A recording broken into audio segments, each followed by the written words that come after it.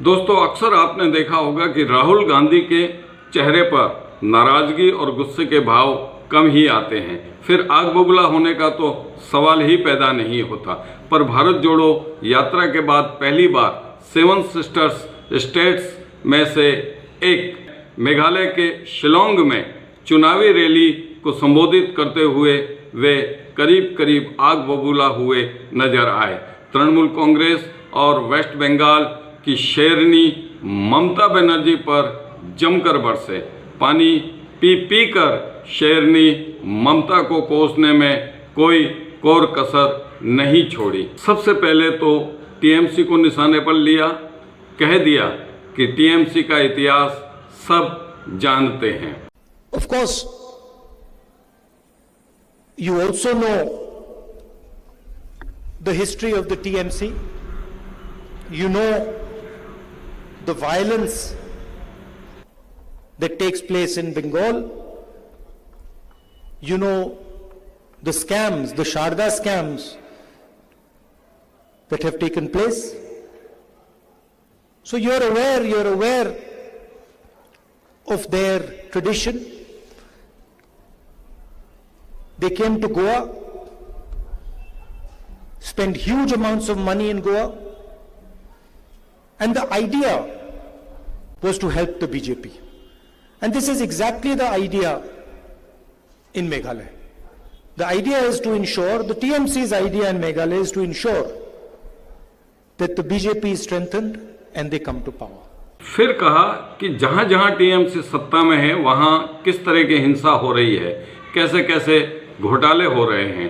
पश्चिम बंगाल के बहुचर्चित शारदा फंड घोटाले का भी उल्लेख किया। फिर तो राहुल गांधी ने गजब ही कर दिया। उन्होंने प्रश्न दागा कि टीएमसी गोवा विधानसभा में चुनाव लड़ने गोवा क्यों गई थी, वहां अनाप शनाप पैसा क्यों खर्च किया।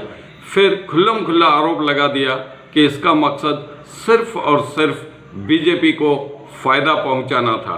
मेघालय में भी कमोबेश ऐसा ही मकसद है। उन्होंने पहाड़ी नगरी शिलांग से उन सभी 7 सिस्टर्स स्टेट्स के बाशिंदों को अप्रत्यक्ष रूप से इशारों में ऐसा संदेश दे दिया कि टीएमसी पार्टी बीजेपी की बी टीम पार्टी है और वह जहां भी पाव जमाने जाती है बीजेपी को फायदा पहुंचाने के मकसद से ही जाती है।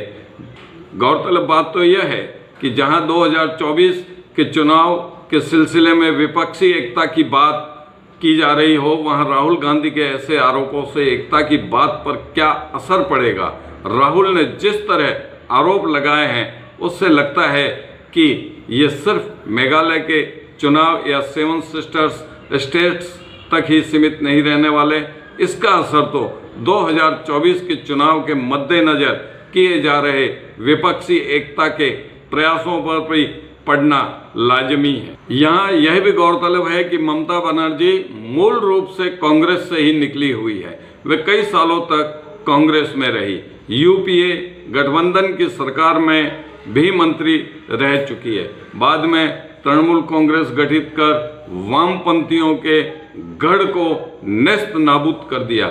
जो कुछ भी हो, राहुल ने टीएमसी को कटघरे में खड़ा किया तो इसके पीछे भी कोई न कोई खास मकसद तो रहा ही होगा। हालांकि वक्त के साथ इसका भी पता लग जाएगा। दोस्तों, यदि इस चैनल पर आप नए हैं और यह वीडियो आपको पसंद आया है तो चैनल को सब्सक्राइब कर लें और इसे लाइक और शेयर करना नहीं भूलें। इस वीडियो में बस इतना ही। अगले वीडियो में फिर मुलाकात होगी। तब तक के लिए देवेंद्र रावल को दीजिए इजाज़त। धन्यवाद।